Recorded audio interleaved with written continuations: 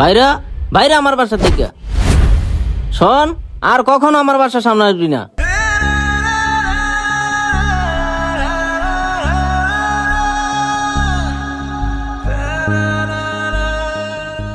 তোরা কতদিন ধরে কইছি গরমে তো বসে বসে খাবি না, কামনা তালায় রিস্কা চালায় খা। তুই গরমে তো বসে বসে খাস আর কুটামি করস। তুই বাপ দেখিয়া তোরে কিছু কইতেছি না। তুই যদি বাপ না হইতি তোরা যে কি করতাম আজকা তুই নিজেও জানোস না।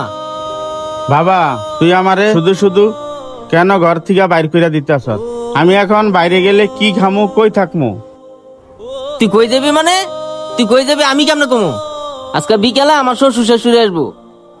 শ্বশুর শাশুড়ি আইয়া যদি আজকে তো করে দেখে তাহলে কিন্তু তোকে অবস্থা খারাপ বানাইলাম। তুই বাইরা এখনই তোর বলার হলে বাইরা।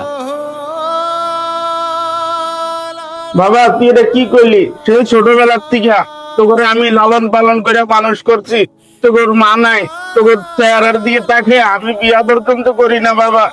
তোর সন্তানের দিকে তাকে আজকে আমার জীবনটা শেষ হয়ে গেছে বাবা। আজকে তুই আমার ঘর দিকে বাইর করে দিলি তোর বউর কথা শুইনা।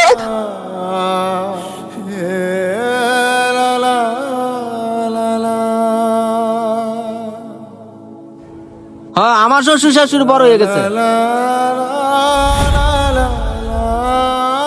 তোর কাছে তো 10 লাখ টাকা ছিলাম, তুই দিছিলি? তুই আমার নানান কথা কইছস, অথচ আমার শ্বশুর শাশুড়ি আমার 10 লাখ টাকা দিছে। ওই টাকা আমি চাকরি নিছি, ওই চাকরি করে ওই তোরও খাওয়াইতেছি তোর ফোলারও খাওয়াইতেছি। দেখ বেশি কথা কবি না, বাইরে এখন। বাবারে আমার কাছে যে টাকা ছিল আমি তো তোর লেখাপড়ার পিছনে সব টাকা খরচ করছি।